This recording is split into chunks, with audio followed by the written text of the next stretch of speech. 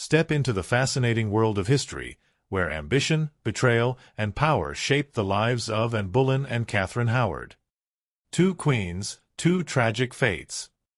Join us as we uncover their stories, explore their legacies, and bring the past to life like never before. Anne Boleyn vs. Catherine Howard, a tale of two queens, love, betrayal, and tragic fates. Part 1. Introduction. Two tragic queens. Anne Boleyn and Catherine Howard are two of the most infamous queens in English history, bound together by more than just their shared surname and fate. They were cousins, both members of the powerful Howard family, yet their stories played out in strikingly different ways before ultimately converging in tragedy. Each of them captured the heart of Henry VIII at different times, each was elevated to the status of queen, and each was executed within a few short years of their rise. Their stories, though separate in many ways, intertwine in a haunting narrative of ambition, power, betrayal, and downfall. Anne Boleyn is often remembered as the woman who changed the course of English history. Her rise to power led to the break with Rome, the establishment of the Church of England, and the dramatic fall of Queen Catherine of Aragon. Unlike the demure, obedient queens before her, Anne was outspoken, politically shrewd, and determined to be more than just a royal mistress. Her love affair with Henry VIII transformed into an obsession that led him to divorce his first wife and defy the Pope. But Anne's influence at court was not enough to secure her safety when she failed to produce a male heir. Accused of treason, adultery, and incest, she met her fate at the executioner's block in 1536, leaving behind a daughter who would one day become Elizabeth I. Catherine Howard, on the other hand, came to court as a much younger and less experienced figure. Unlike Anne, she did not have years of European education or the refinement that came with it. She was raised in the household of her grandmother, the Dowager Duchess of Norfolk, where discipline was lax, and she was exposed to relationships that would later come back to haunt her. When she caught the eye of Henry VIII, he was an aging, embittered man, disillusioned by his past marriages and desperate for the vitality of youth. Catherine seemed to offer him that. She was young, beautiful, and full of energy, a stark contrast to his previous wife, Anne of Cleves, whom he had rejected almost immediately. Their marriage seemed, at first, to be one of happiness, but it was built on fragile ground. Catherine's past and her youthful indiscretions would prove to be her undoing. In 1542, only 2 years after becoming queen, she too faced the executioner's blade. The connection between Anne Boleyn and Catherine Howard goes beyond their family ties and shared fate. Both were used as political pawns by the ambitious Howard family, who sought to secure power through their marriages to Henry VIII. Both were placed in dangerous positions at court, where enemies lurked at every turn, waiting for a moment of weakness to strike. Both were accused of sexual transgressions, and on fabricated charges, Catherine on more damning ones. Both suffered betrayals from those they trusted most, and both met death in the same place, the Tower of London. Yet, despite these similarities, they were fundamentally different women. Anne was a force of nature, an intellectual and a strategist who understood court politics and played the game as best as she could. She engaged in theological debates, influenced foreign policy, and sought to carve out a lasting legacy. Catherine, by contrast, was young and inexperienced, a product of her reckless upbringing rather than a calculating court player. She did not seek power in the same way Anne did, nor did she have the political acumen to navigate the dangers of being Henry's wife. Where Anne was fierce, Catherine was carefree. Where Anne was determined to be queen at all costs, Catherine seemed to stumble into the role without truly grasping its dangers. The broader historical context of their lives cannot be ignored. Anne's rise and fall occurred at a time when England was undergoing seismic shifts in religious and political power. The break with Rome, the dissolution of the monasteries, and the changing dynamics of the court all played a role in her ultimate fate. Catherine, by contrast, became queen in a period of relative stability, but one in which Henry VIII had become increasingly unpredictable and tyrannical. By the time she arrived at court, The memory of Anne's execution was still fresh, and the lessons of her downfall had not been entirely forgotten. Yet Catherine either did not learn from the past or was unable to escape the trap that had been set for her. One of the most haunting aspects of their shared story is the way they were remembered in the aftermath of their deaths. Anne Boleyn, despite the scandal of her downfall, was ultimately vindicated through the reign of her daughter, Elizabeth I. She became a martyr of sorts, a symbol of the Protestant Reformation and the woman who helped shape the future of England. Catherine Howard, on the other hand, faded into history as a cautionary tale, a young girl who was destroyed by her own mistakes and the machinations of those around her. She did not leave behind a political legacy or a lasting impact on the monarchy, except as another tragic victim of Henry VIII's merciless reign. In telling their stories side by side, one must consider what their fates reveal about the world they lived in. Women at the Tudor court were at the mercy of the men around them, their power only as strong as the favor they held with the king. Anne and Catherine both rose to greatness but were ultimately discarded when they ceased to be of use. Their fates were sealed not just by their own actions but by the desires and insecurities of the man they married. Henry VIII, once a romantic suitor, became their executioner. This tale of two queens is one of contrasts and similarities, of power and vulnerability, of ambition and recklessness. It is a story of two women who became part of the same tragic cycle, proving that in Henry VIII's court, even a crown could not save a queen from the axe. Part 2. The Rise of Anne Boleyn. Anne Boleyn was not born to be a queen. Unlike the royal brides of old, she did not come from a ruling dynasty, nor was she raised with the expectation that she would one day wear a crown. She was the daughter of Thomas Boleyn, a courtier with ambition, and Elizabeth Howard, a woman of noble blood but without the stature to guarantee her daughter a grand marriage. Yet, through a combination of wit, charm, and circumstance, Anne would rise to become one of the most powerful and controversial women in English history. Her early years shaped the woman she would become. Sent to the court of Margaret of Austria in the Netherlands, Anne was exposed to one of the most sophisticated courts in Europe. There, she learned the art of diplomacy, the power of charm, and the importance of intellect in winning favor. But it was her time in France that left the most lasting impact. Serving as a lady-in-waiting to Queen Claude, she absorbed the refinements of French culture, developed a keen sense of fashion, and honed the elegance that would later captivate the English court. Unlike many English noblewomen, Anne did not fit the mold of a quiet, obedient wife. She was quick-witted, confident, and entirely unafraid to speak her mind. When Anne returned to England, she was unlike any other woman at court. She was not merely beautiful, though many admired her dark eyes and striking features, but she was intriguing, different, impossible to ignore. Her ability to command attention with her intelligence made her stand out in a world where women were often valued only for their looks and obedience. It was this quality that first attracted the attention of Henry Percy, heir to the Earl of Northumberland. The two formed an attachment, possibly even an informal engagement, but it was swiftly broken by Cardinal Wolsey, who saw the match as unsuitable. And learned her first painful lesson about power at court. Love and personal choice meant little in the grand game of politics. It was around this time that Henry VIII himself began to take notice of her. He had already taken her sister, Mary Boleyn, as a mistress, but Anne was different. She was not willing to be a passing affair, nor did she encourage his advances as other women had. She resisted, played the game carefully, knowing that surrendering too easily would only make her another forgotten mistress. Instead, she dangled the possibility of more, of a true partnership, a marriage, a queenly role. It was a risk, but one that paid off beyond what anyone could have imagined. Henry, who had once been devoted to his wife, Catherine of Aragon, began to see Anne as his future.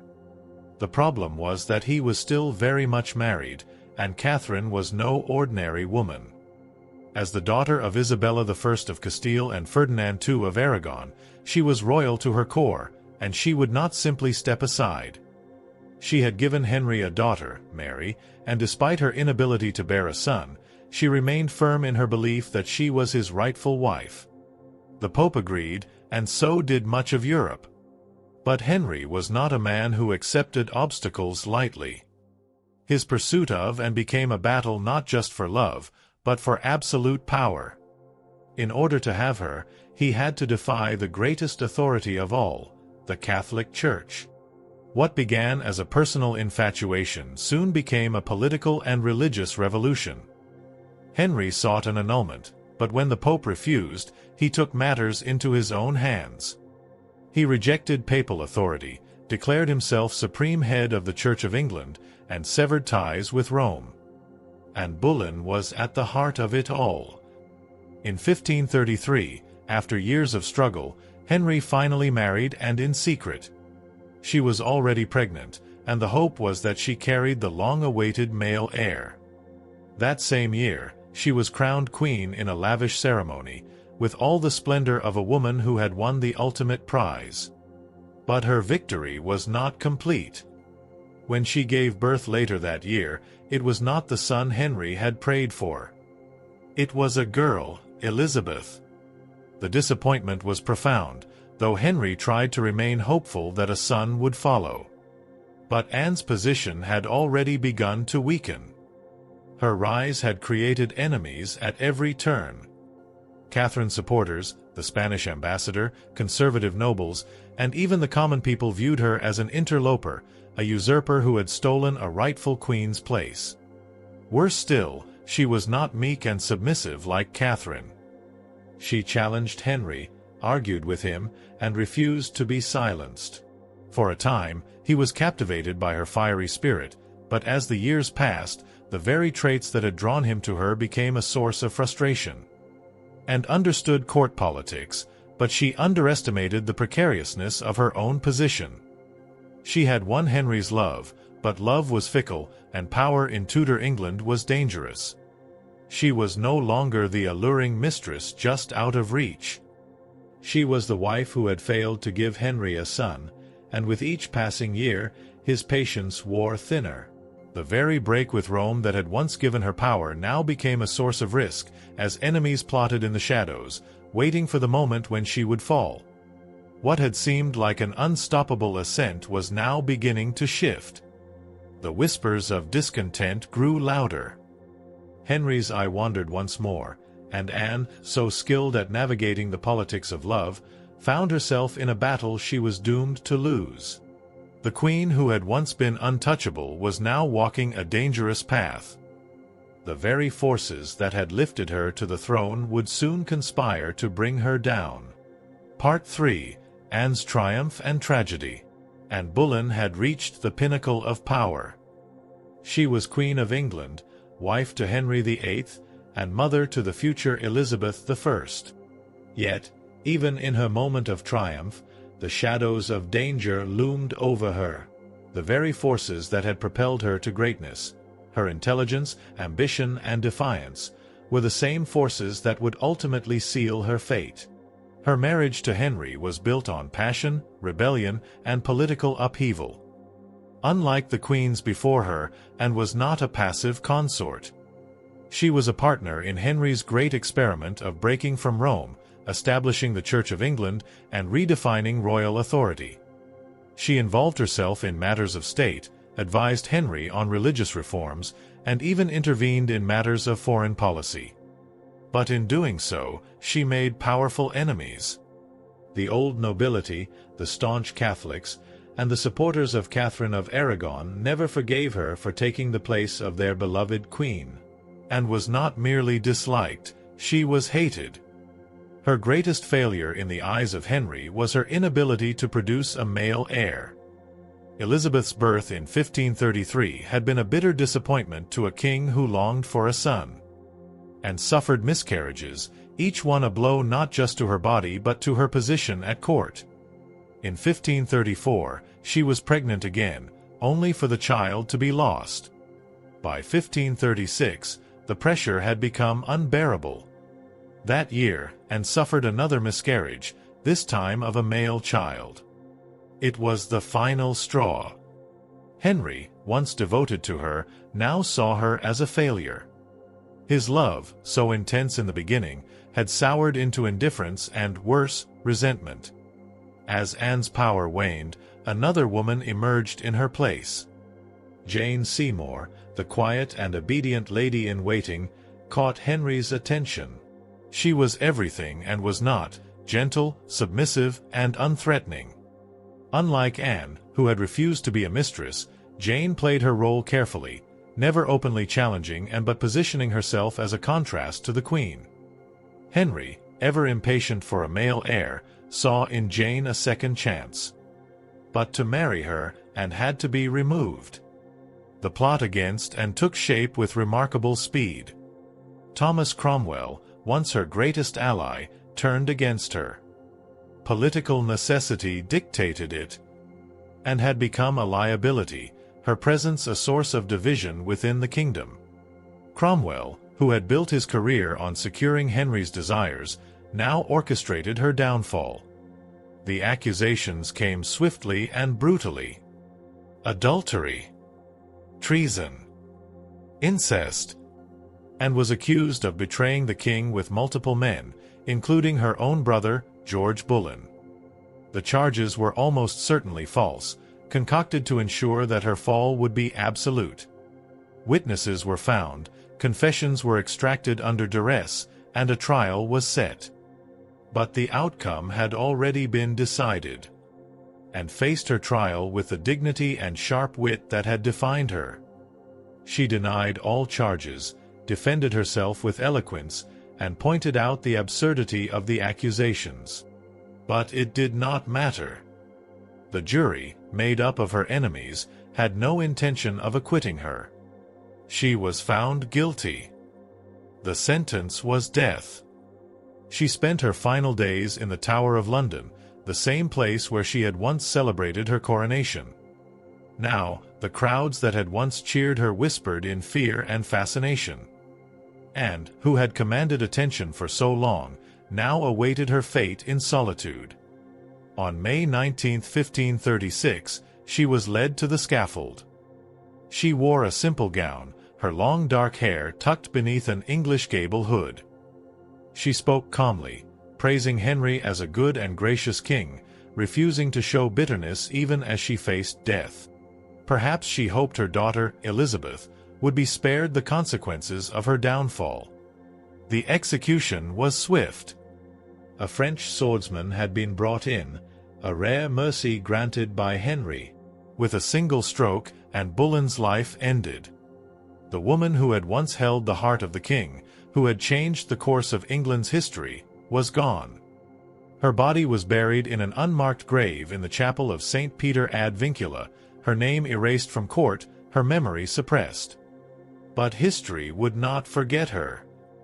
Her daughter Elizabeth would one day take the throne, fulfilling the legacy Anne had so desperately fought for. Yet in the moment of her death, none of that was certain. Anne's story was one of triumph and tragedy, of power gained and lost in the blink of an eye. She had played the game of thrones and lost. But her impact on England would endure long after the axe had fallen. Part 4. Catherine Howard's Youth and Ambitions. Catherine Howard's life began in a world of privilege, but not one of great wealth or strict discipline. Born around 1523, she was the daughter of Lord Edmund Howard, a younger son of the powerful Howard family.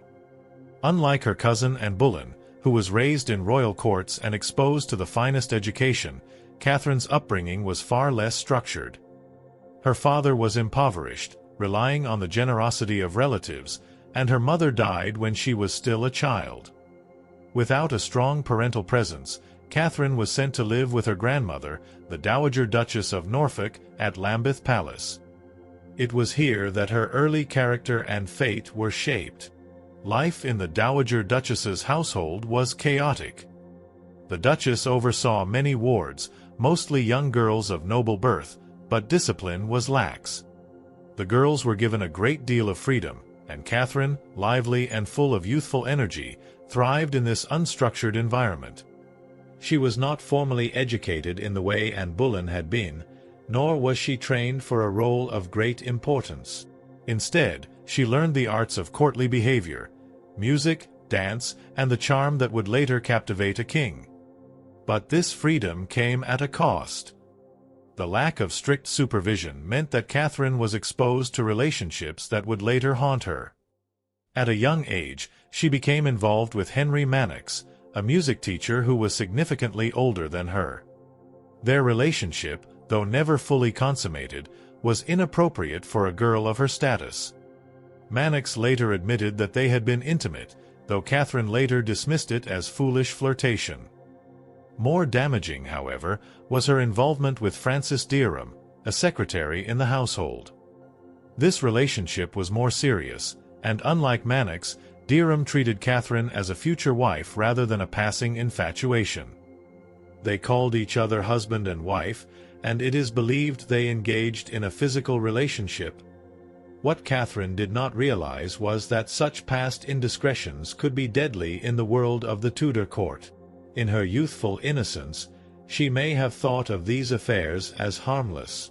She could not have foreseen that one day she would become queen, where every moment of her past would be scrutinized and used against her. Her rise to court came through family influence.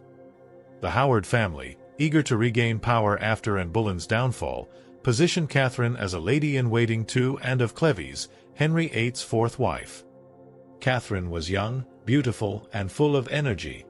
Everything that Anne of Cleves, with her reserved nature and unfamiliarity with English customs, was not. It did not take long for the king to notice her. Henry VIII was no longer the handsome, athletic man who had once pursued Anne Boleyn with passion. By the time he met Catherine, he was in his late 40s, overweight, and suffering from numerous ailments, including an ulcerated leg that caused him constant pain. But Catherine, with her youth and vitality, awakened something in him. She was a reminder of his own lost youth, a symbol of renewal. Where Anne of Cleves had been a political marriage, Catherine was a personal choice. She made Henry feel alive again, and that alone was enough to seal her fate. The court soon became aware of the king's growing affection for Catherine. Those who sought to gain favor with Henry encouraged the match, knowing that the fall of Anne of Cleves was inevitable. Catherine, perhaps too young to fully grasp the significance of what was happening, found herself swept up in a romance that she could never have imagined. She had grown up in a world where love was playful and free, but now she was playing a dangerous game, one that had already claimed the life of her cousin Anne. In 1540, Henry's marriage to Anne of Cleves was annulled. Only weeks later, Catherine Howard became queen. The speed of the transition was shocking. Anne of Cleves, wise enough to accept her fate, retired peacefully, while Catherine stepped into the role of consort. She had won the heart of a king, but she had also placed herself in the most perilous position in England. Unlike Anne Boleyn, who had fought for her crown and understood the dangers of court life, Catherine seemed unaware of the precariousness of her new role. She was young, impulsive, and eager to enjoy the pleasures of queenship. She adored jewels, fine dresses, and the attention that came with being Henry's wife. For a while, she basked in the king's favor, unaware that the whispers of the past were beginning to surface. Those who knew Catherine's history, her time in the Dowager Duchess's household, her affairs with Mannix and Dereham, were still at court. Some held grudges, others saw an opportunity. As queen, Catherine's past was no longer just a personal matter. It was a threat to the stability of the Tudor dynasty. And in a court filled with spies, nothing stayed secret for long. What Catherine had failed to understand was that Henry's love was conditional. He expected his wives to be pure, loyal, and above all, unquestioningly devoted to him. Any suggestion of past or present indiscretions could be lethal. And as Catherine continued to enjoy her role as queen, the past she thought she had left behind was slowly creeping toward her, ready to strike. She was a queen, but she was also a young girl in a world of ruthless ambition. And in Henry VIII's England, innocence was no protection from the axe. Part 5. Catherine as Queen, a doomed love story. For a brief moment, Catherine Howard seemed to embody everything Henry VIII had longed for in a wife. She was young, beautiful, and full of life. After the failure of his fourth marriage to Anne of Cleves, Henry was eager to believe that he had finally found happiness again. He showered Catherine with gifts, jewels, gowns, palaces. He called her his rose without a thorn. To him, she was a symbol of renewal, a queen who would bring him joy in his old age.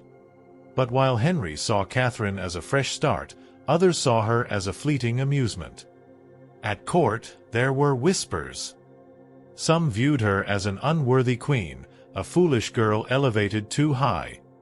Others, particularly those loyal to Anne of Cleves or the late Catherine of Aragon, resented her presence.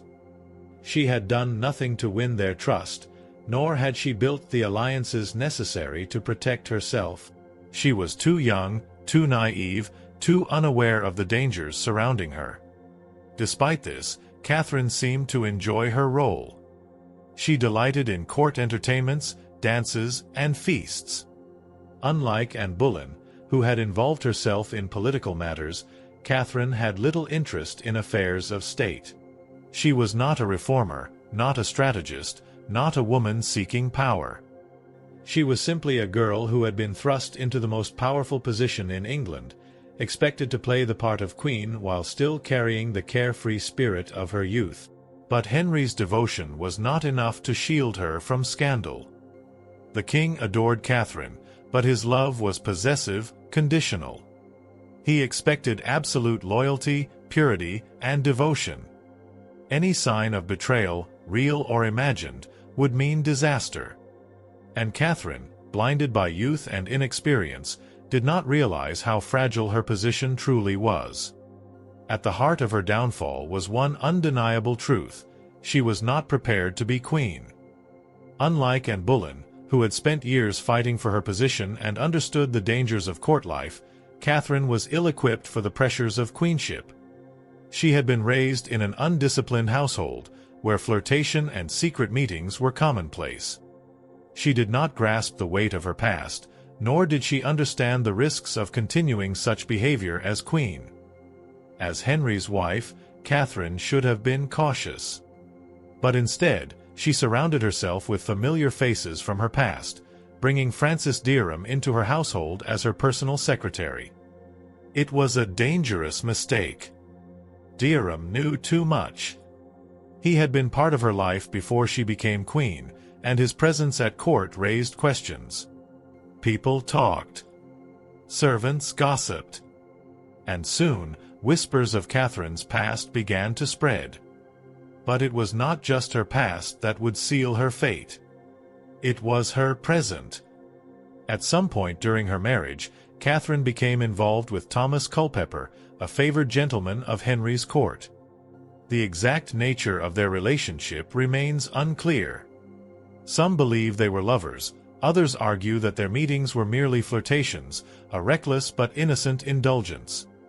Regardless, their secret meetings, often arranged by Catherine's lady-in-waiting, Lady Rochford, were dangerous. If discovered, they could be seen as treason. The court was not a safe place for secrets.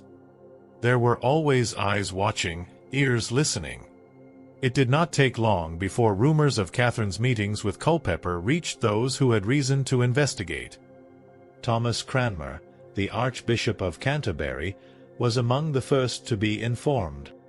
He proceeded carefully, aware that such an accusation could shake the very foundation of Henry's fragile happiness.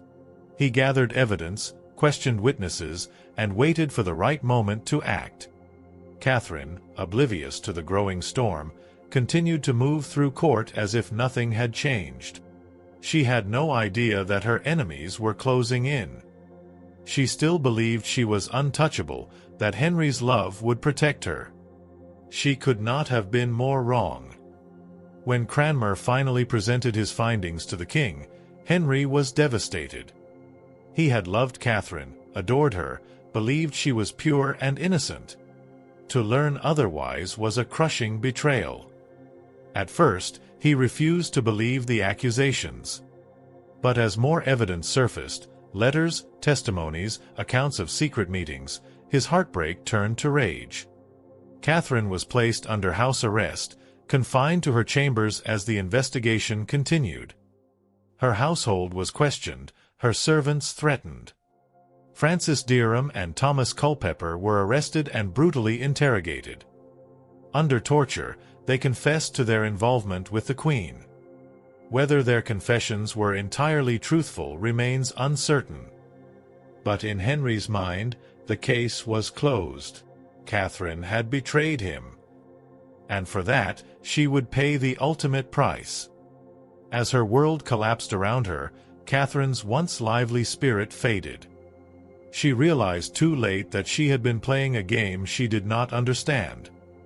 She had mistaken courtly flirtation for harmless fun, believing that she could enjoy the pleasures of youth even as queen. But there was no room for mistakes in Henry's court. And now, with her past exposed and her fate sealed, she could do nothing but wait.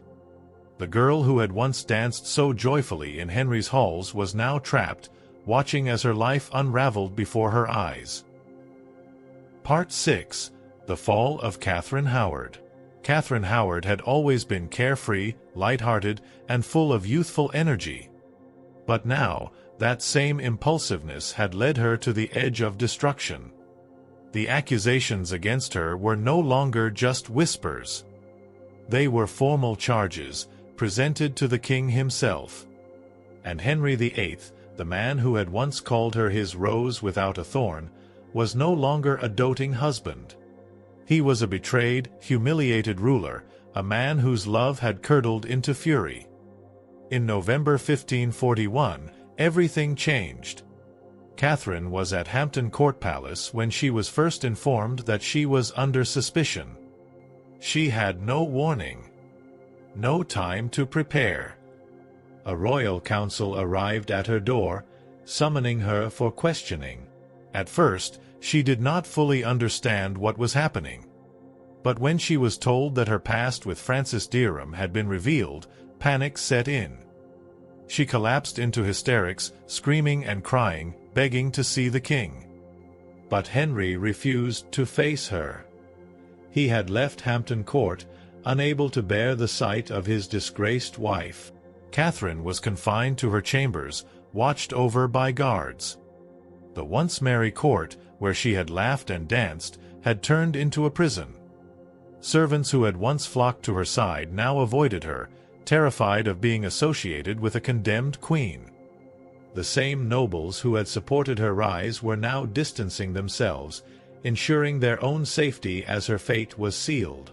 While Catherine remained in isolation, the interrogations continued. Francis Dereham was tortured, his body stretched on the rack until he revealed every detail of their past.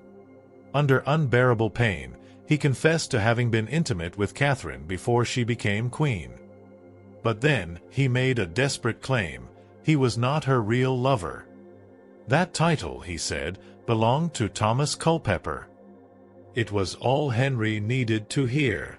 If Catherine had been unchaste before marriage, that was one thing. But an affair during her queenship was treason. The punishment for treason was death. Culpeper was arrested next. He resisted, denying any wrongdoing. But once again, the pressure was too much. Under questioning, he admitted that he and Catherine had met in secret. He stopped short of admitting to a full affair, but it did not matter. The damage was done. By early December 1541, the Queen's fate was inevitable. A proclamation was made before the court, declaring that Catherine Howard had led an abominable, base, carnal, voluptuous life, both before and after marriage. Her name was disgraced. Her titles stripped. She was no longer queen. But Henry still hesitated. Unlike Anne Boleyn, Catherine had not actively sought power. She had not changed the course of history, nor had she influenced politics. She was a foolish girl, not a dangerous woman. and for a brief moment there was uncertainty. Would Henry show mercy? Would he allow her to retire quietly, as he had done with and of Cleves?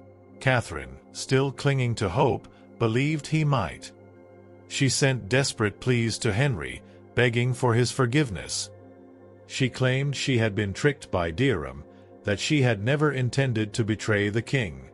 She insisted that her meetings with Culpeper were innocent. She even suggested she take the veil, retreating to a convent for the rest of her life. But it was too late. Henry's mind was made up. He had forgiven wives before. He would not do it again. On February 10, 1542, Catherine was taken from her imprisonment and transported to the Tower of London. She arrived by barge, just as Anne Boleyn had 6 years before. And like Anne, she knew what awaited her. In those final days, her terror overwhelmed her. Unlike Anne, who had faced her execution with dignity and composure, Catherine broke down. She wept. She screamed. She begged for her life. But the Tower had no mercy to give. On February 13, 1542, she was led to the scaffold. She was only about 18 years old. The youngest of Henry's wives, the most reckless, the most tragic. As she stepped onto the platform, she struggled to steady herself.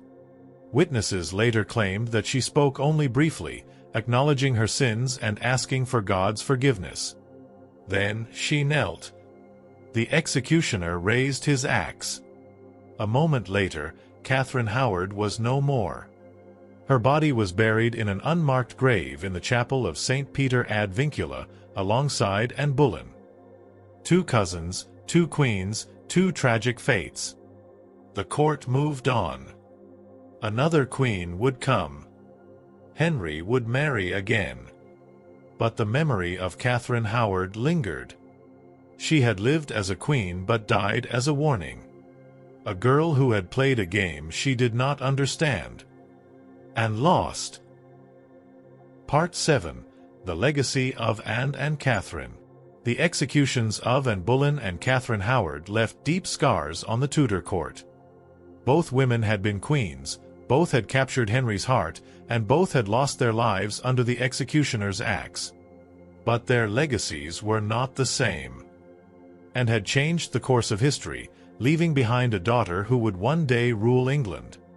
Catherine, on the other hand, left only a tragic cautionary tale. Anne Boleyn's influence endured long after her death.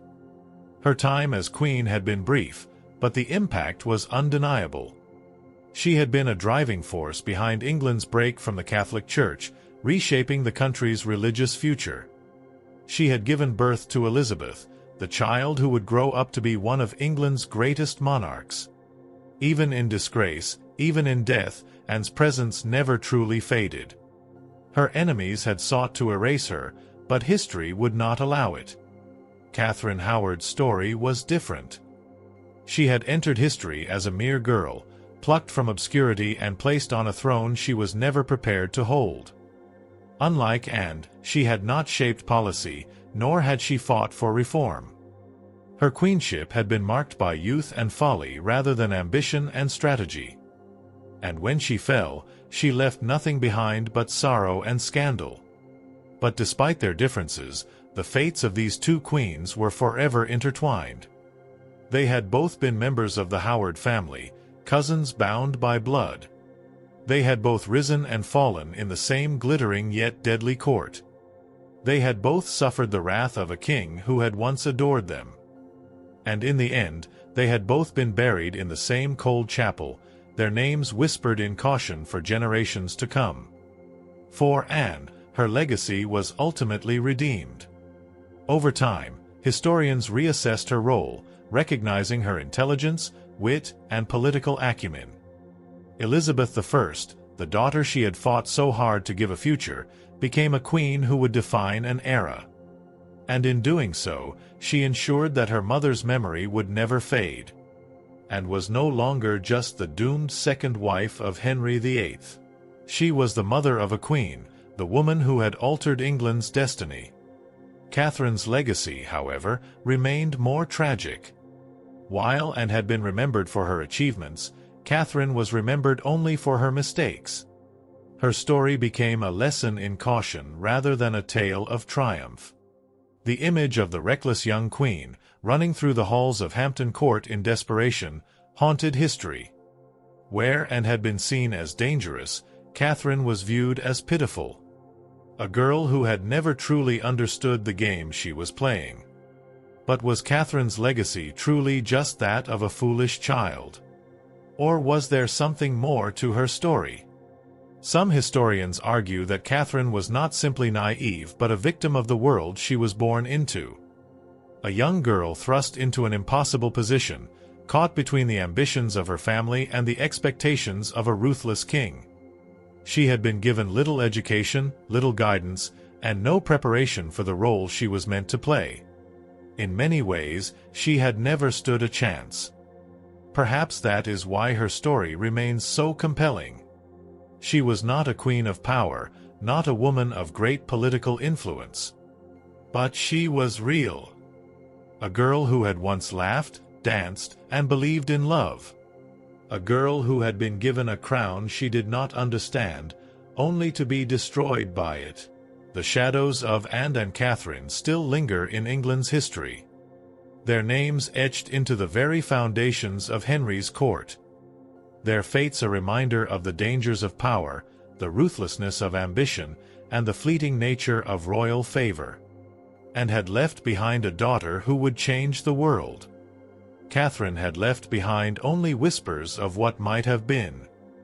But in the end, both had paid the same price. 2 queens. 2 tragic ends. And a history that would never forget them. Part 8. Henry VIII and his queens, patterns of power and betrayal. Henry VIII's 6 marriages have long fascinated historians. Each wife was different, yet together they reveal a pattern of desire, disappointment, and destruction. Among them, Anne Boleyn and Catherine Howard stand out, not only because of their tragic ends but because their fates expose Henry's shifting expectations of queenship. He sought love, loyalty, and the promise of an heir. But when his desires were not met, his affections turned to cruelty. From his first marriage to Catherine of Aragon, Henry's expectations were shaped by tradition. Catherine had been the ideal queen, devoted, dignified, and pious. But as years passed without a male heir, Henry's patience wore thin. His love for her faded, and ambition took its place. When Anne Boleyn entered the picture, she represented something new.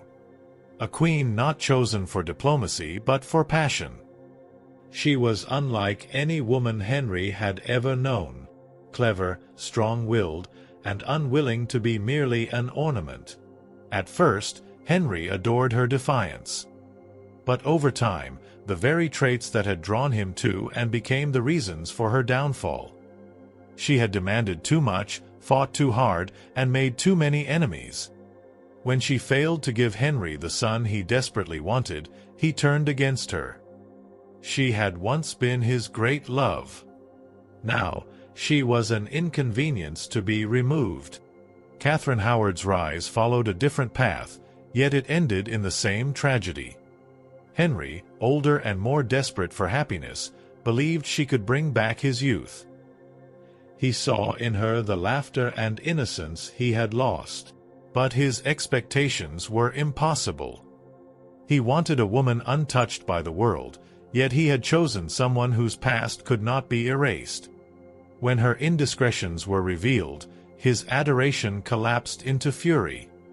This pattern, love turned to suspicion, adoration twisted into vengeance, repeated itself throughout Henry's reign. With Jane Seymour, he found brief satisfaction, but she died before time could test their bond. And of Cleves was discarded before affection could even develop.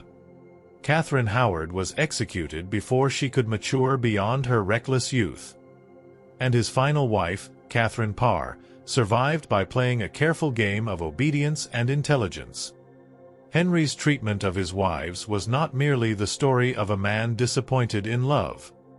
It was the story of a king whose power allowed him to reshape reality to his liking. When a wife no longer served her purpose, whether politically, emotionally, or physically, he found a way to replace her. Those who adapted, like Catherine Parr, lived. Those who did not, like Anne and Catherine Howard, perished. Yet Henry was not simply a villain in this tale. He was a man raised to believe in his own absolute authority. A man whose insecurities and fears led him to lash out when he felt betrayed. He wanted a perfect queen, but no woman could meet his impossible standards. And Boleyn had tried to reshape queenship, and she had been executed for it. Catherine Howard had failed to understand it, and she had suffered the same fate. Their deaths were not just personal betrayals but reflections of the larger dangers faced by women in Henry's court. To be queen was to walk a tightrope between power and peril. And one misstep could mean the scaffold. Even after their deaths, the legacy of Henry's queens shaped the monarchy. Elizabeth I, Anne's daughter, would rule with a sharp awareness of the dangers her mother had faced. She never married, ensuring that no man could hold power over her as her father had over Anne. Catherine Howard's tragic fate became a warning to all women who entered court life. A reminder that beauty and charm could be just as dangerous as ambition. Henry VIII had sought love, devotion, and obedience. But what he left behind was a legacy of heartbreak, betrayal, and blood. Part 9. The Howard Family. Ambition, Scandal, and Survival. The Howard family was one of the most powerful noble houses in England. For generations, they had been deeply entrenched in royal politics, their influence stretching across the reigns of multiple monarchs. But ambition had a price. And for Anne Boleyn and Catherine Howard, that price was their lives. At the head of the family stood Thomas Howard, 3rd Duke of Norfolk, a man known for his cunning, his political maneuvering, and his ruthless pursuit of power. He had guided both Anne and Catherine to the throne. And when they fell, he distanced himself, ensuring his own survival. He had played the game of court politics longer than most, and he understood its dangers better than anyone. Anne Boleyn's rise had been a calculated move by the Howards. Her uncle, Norfolk, had supported her courtship with Henry VIII, seeing it as an opportunity to strengthen the family's grip on power. When she became queen, the Howards stood at the peak of influence. But Anne was not content to be a passive figurehead. She challenged those around her, including Norfolk himself. And when she fell, he did nothing to save her. Years later, when Catherine Howard caught the king's eye, Norfolk saw another opportunity. He pushed her forward, encouraging the match. She was young, beautiful, and seemingly obedient. The perfect contrast to Henry's previous wife, the practical and unassuming Anne of Cleves. But Norfolk had miscalculated. Catherine was reckless. And when scandal erupted, the Howard family was once again in danger. Unlike Anne, Catherine had not been a political strategist. She had not sought power, nor had she used her influence to reshape England. But that did not matter. The stain of treason spread quickly. And when Catherine's downfall came, it dragged many of her family members with it. The Howards scrambled to distance themselves. Norfolk, ever the survivor, pleaded ignorance. He claimed he had no knowledge of Catherine's past or her alleged affairs. But it was not enough. Several members of the family were arrested, including Catherine's step-grandmother, the Dowager Duchess of Norfolk, who had overseen her upbringing. Others were not so lucky. Francis Derham and Thomas Culpeper, the men accused of being involved with Catherine, were executed. Their deaths were brutal, meant to serve as a warning. Some of Catherine's closest allies were imprisoned or disgraced. And Catherine herself met the same fate as her cousin Anne. But Norfolk endured. he had weathered Anne's fall, and now he would weather Catherine's. Though imprisoned for a time, he was eventually released. The Howard family, though weakened, survived. Their name remained entwined with English history. Their ambition, though costly, never fully disappeared. Years later, Norfolk's grandson, Thomas Howard, 4th Duke of Norfolk, would follow in his footsteps. But like those before him, he would learn that power in the Tudor court was a dangerous thing. He, too, would fall. The Howards had played a central role in the rise and fall of two queens. They had reached the highest levels of power, only to see their ambitions crushed by the same throne they had served. Their story was one of triumph and tragedy, of influence gained and lost, of a family that refused to fade, no matter the cost. And Boleyn and Catherine Howard were not just victims of Henry VIII's wrath. They were products of a dynasty that had sought greatness and paid the ultimate price. And even in death, their names ensured that the Howards would never be forgotten. Part 10. The Haunted Legacy of Hampton Court and the Tower of London. The echoes of Anne Boleyn and Catherine Howard have never truly left the places where their fates were sealed. Hampton Court Palace and the Tower of London stand as silent witnesses to their rise and fall. Their walls have absorbed centuries of secrets, whispers, and sorrow. And even today, there are those who claim that the spirits of these doomed queens still linger, trapped between past and present. Hampton Court was once a place of joy for both women. Anne Boleyn walked its halls as Henry's beloved, basking in his admiration before the weight of expectation began to crush her. Years later, Catherine Howard danced in its great halls, laughing, believing herself untouchable. But happiness was fleeting in Henry's court. And for both queens, Hampton Court became the place where everything unraveled. It was at Hampton Court that Anne Boleyn first sensed her downfall. The court, once alive with music and celebration, had turned cold. Her enemies whispered behind closed doors. The king, who had once worshipped her, now avoided her. And then the moment came. She was told to prepare herself. She was leaving for the Tower. And she knew what that meant. For Catherine Howard, the horror unfolded even more dramatically. It was here, at Hampton Court, that she learned of the accusations against her. It was here that she ran, wild with terror, down the long corridors, screaming for Henry's mercy. But the doors to the chapel, where he prayed, remained closed. No one would save her. Her desperate cries faded into silence. And Hampton Court became the place where her fate was sealed. Visitors to Hampton Court still speak of Catherine's presence.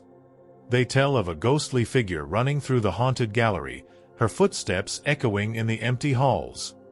Some claim to have heard her screams, piercing through the stillness of the night, a queen forever reliving the moment she knew she was doomed. But if Hampton Court was where their tragedies began, the Tower of London was where they ended. The Tower was meant to be a fortress, a symbol of royal strength. But for Anne Boleyn and Catherine Howard, it was a place of despair. And arrived first, taken there as a prisoner in 1536. She had entered the Tower once before, years earlier, for her coronation. Then, she had ridden in triumph, believing she had secured her place in history.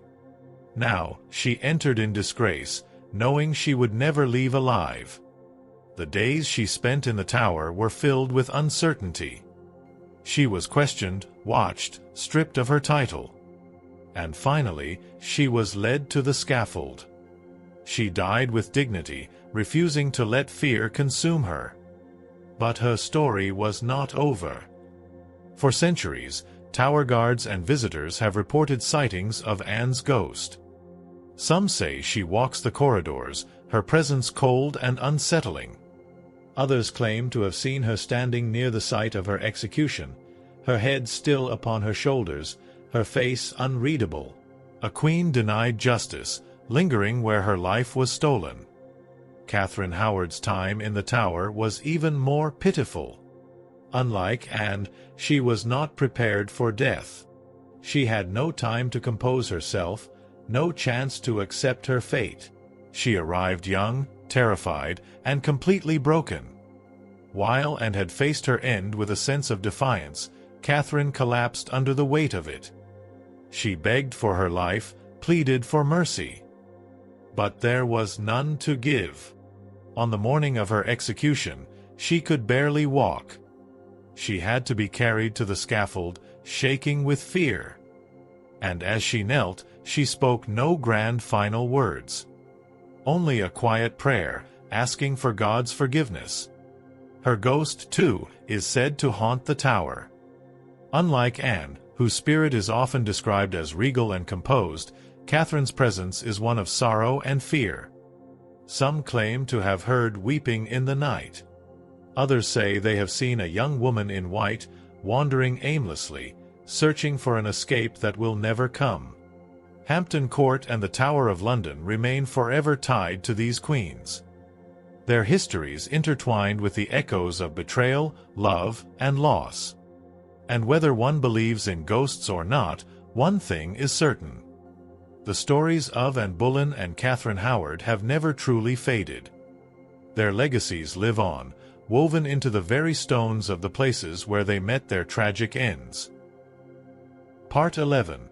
Cultural depictions of Anne Boleyn and Catherine Howard.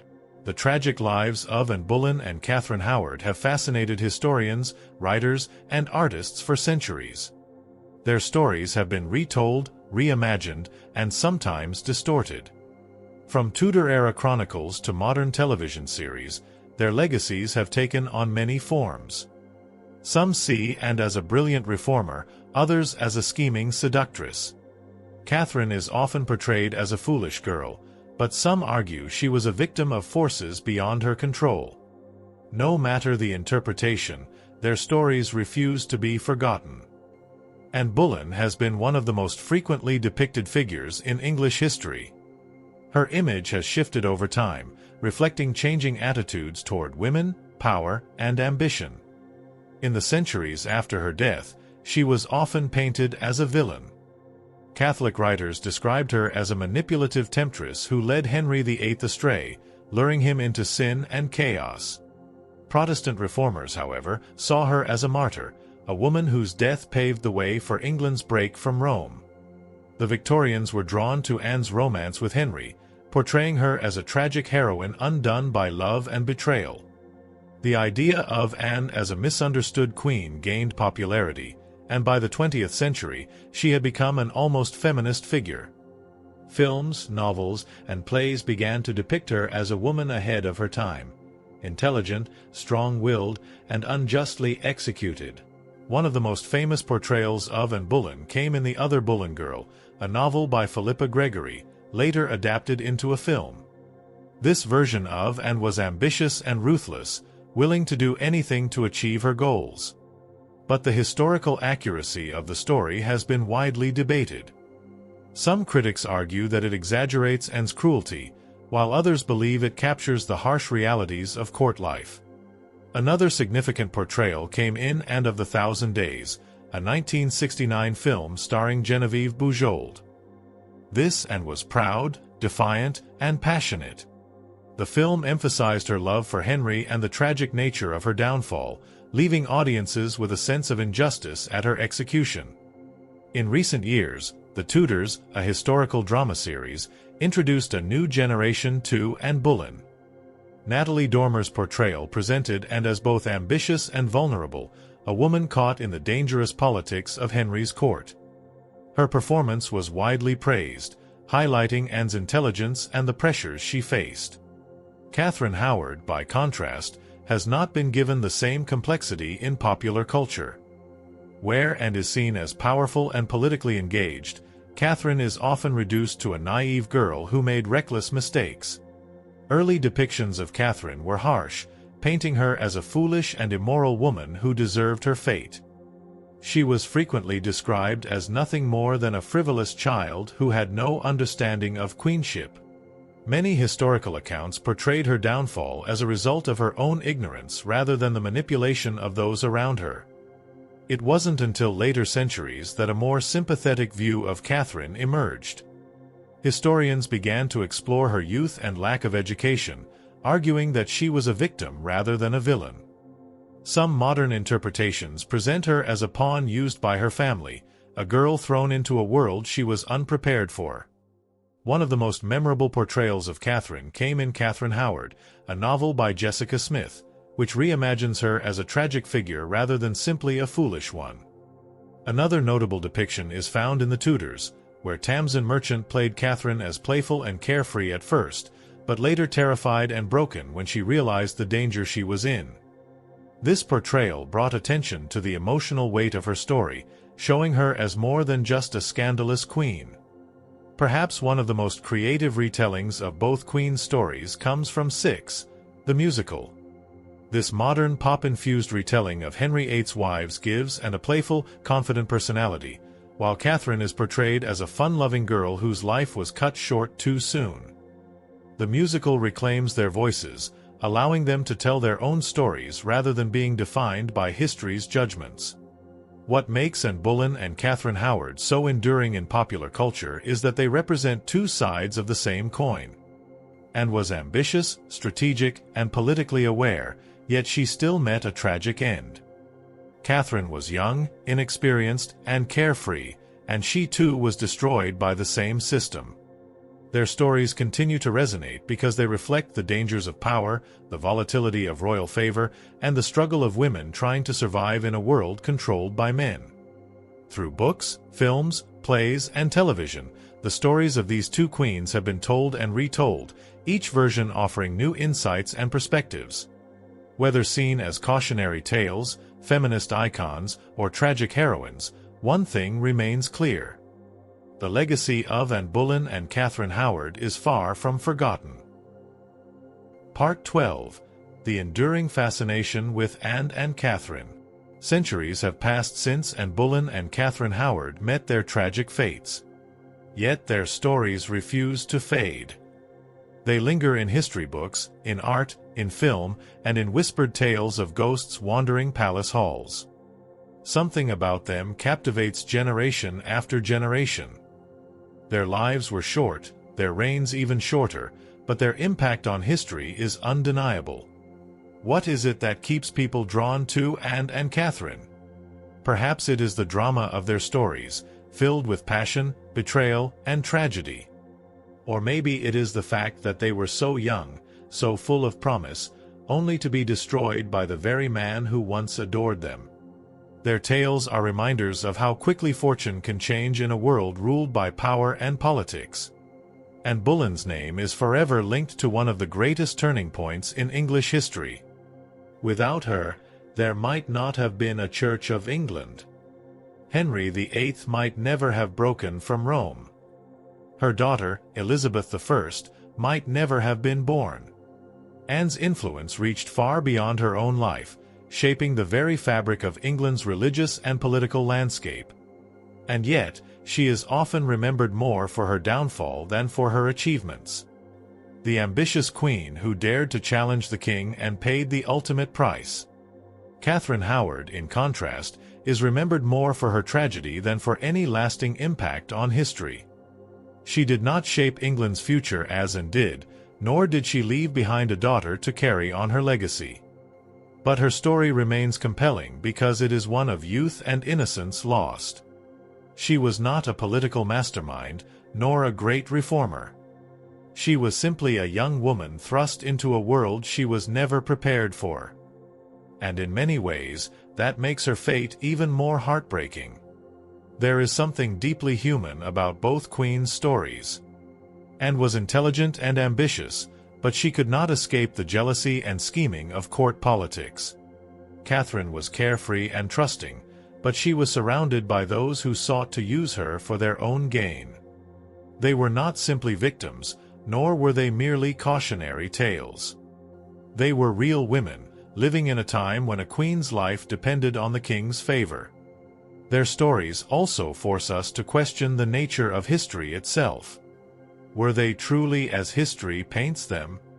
Was Anne as manipulative as some claim, or was she simply a woman ahead of her time, fighting for her place in a male-dominated world?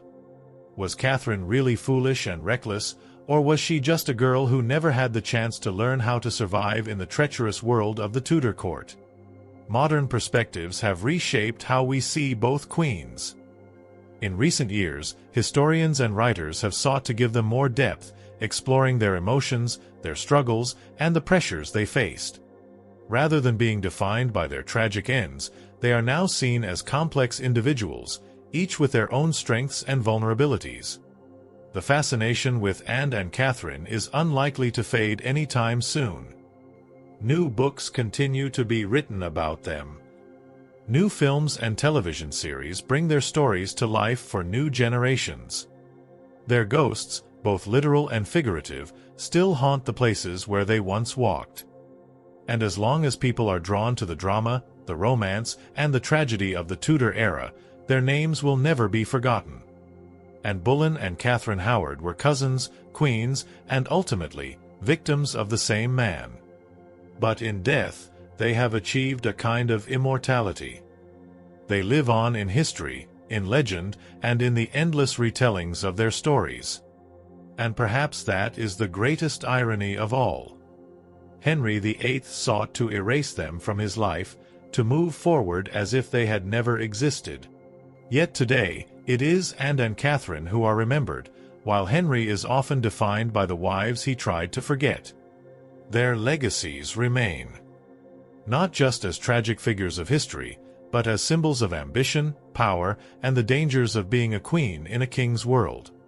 And as long as history is told, the tale of these two doomed queens will continue to be told with it. Thank you for watching. And Boleyn and Catherine Howard stories continue to captivate and inspire. Their legacies remind us of the power, danger, and intrigue of the Tudor court. Stay tuned for more historical deep dives, and don't forget to like, share, and subscribe for more fascinating tales from the past.